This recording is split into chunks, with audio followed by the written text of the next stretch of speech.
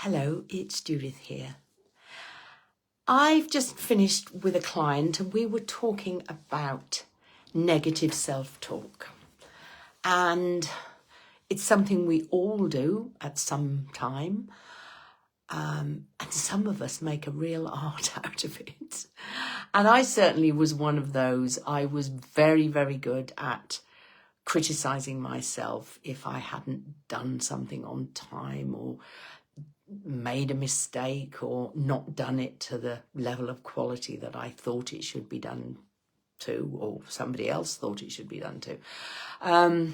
So very, very self-critical. And I can remember while doing my NLP training, suddenly reaching the realization that I was striving for, I was striving for perfection, and B, it was an unachievable goal. I remember flinging my book down when I was doing an exercise and saying, I suppose I'm going to have to accept I'm never going to be perfect. And the guy who's running the course said, welcome to the human race, Judith. So there is that kind of internal critic that is going on all of the time. And sometimes added to that or driving that, there are other voices, parental or main carer voices, teacher voices, maybe managers' voices that are adding weight to what's going on, telling you that you are not good enough, that you haven't achieved enough.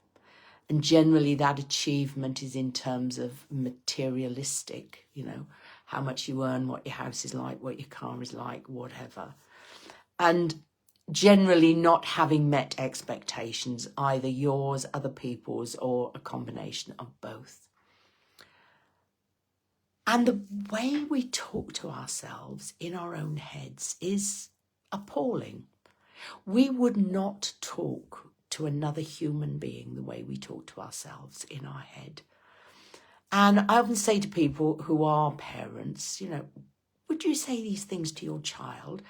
And if you did, what do you think the consequences would be if you did that? If you continually, on a daily basis, were criticising your child, telling them not to do this, and they'd done that wrong, and they were never going to amount to anything, etc., etc., etc., then what do you think would happen?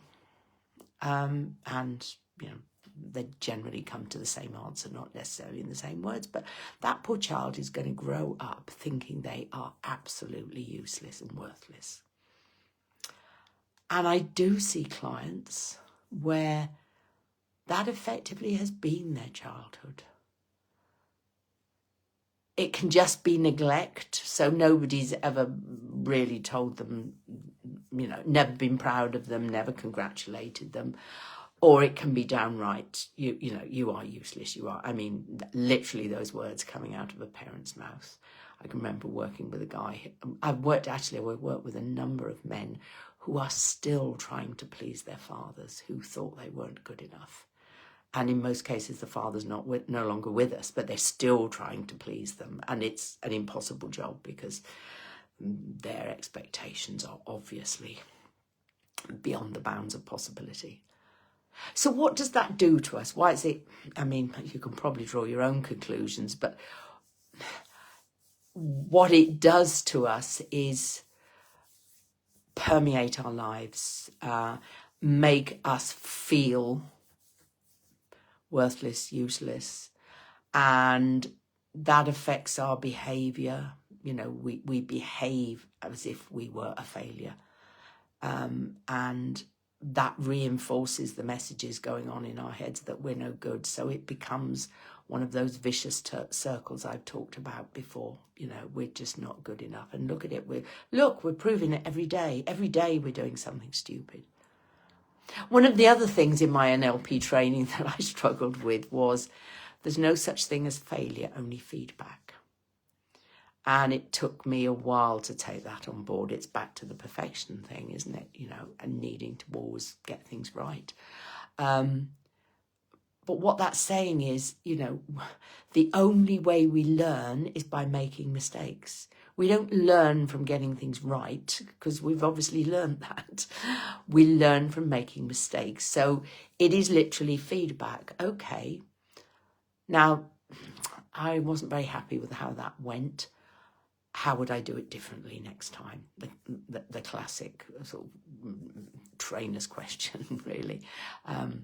You know, what would I do differently?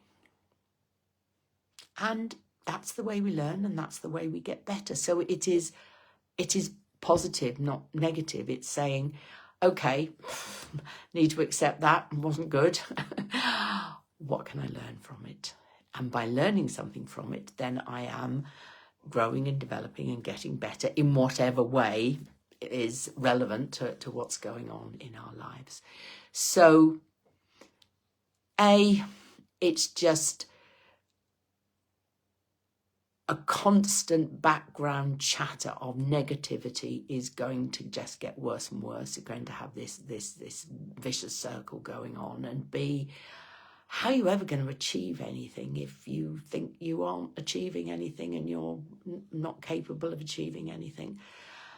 And C, it affects how you feel, and that affects your behaviour, and that, yeah, as I say, vicious circle. So what can we do about it?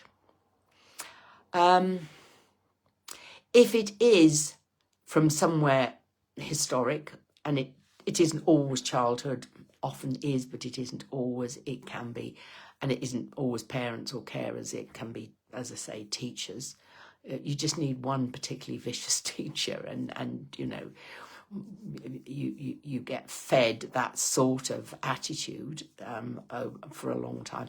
I absolutely believe, despite what anybody tells me, is that I am not artistic at all, because I was made to feel really, really stupid and foolish in an art class. And effectively told not to come back because I was no good.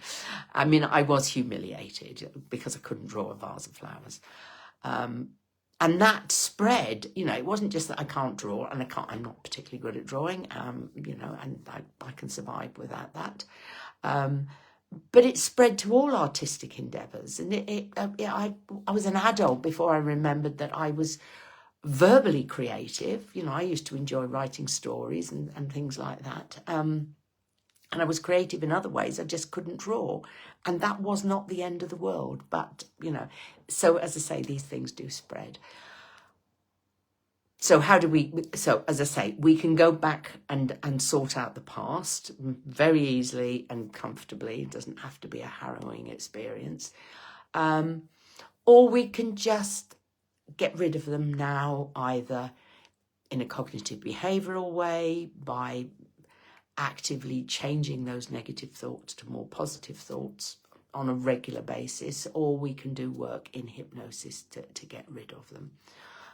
So there's a range of things that we can do, and it is important.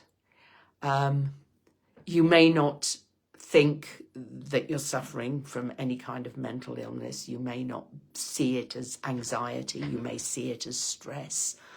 You may not even realise it's going on. But if it is, just start listening to yourself in your head, or start observing your thoughts and feelings and behaviours when something goes wrong and you believe it's your fault. Sometimes it is, sometimes it isn't. And that's no way to live. So although it may not at the moment be having significant effects on your life, it's like water on a stone. You know, water dripping on a rock can create something like the Grand Canyon. We do not want to get to Grand Canyon status. We want to get working on it while it's still just a drip on a rock.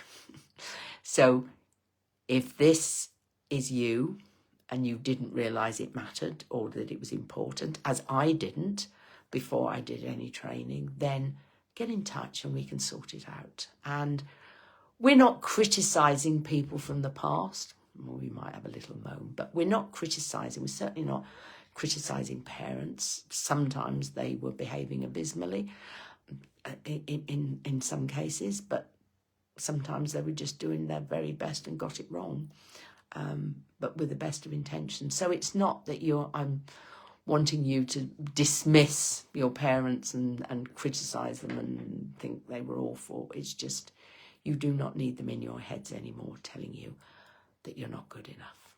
What you need is you in your head reminding you of all the amazing things you have achieved. Much, much more helpful and much nicer. Okay then, that's me for this week. As always, get in touch if you want to chat. Happy to talk to anybody about this or any other topic. And until next time, take care of yourself. Keep yourself dry if you can. And I'll see you next week. Bye.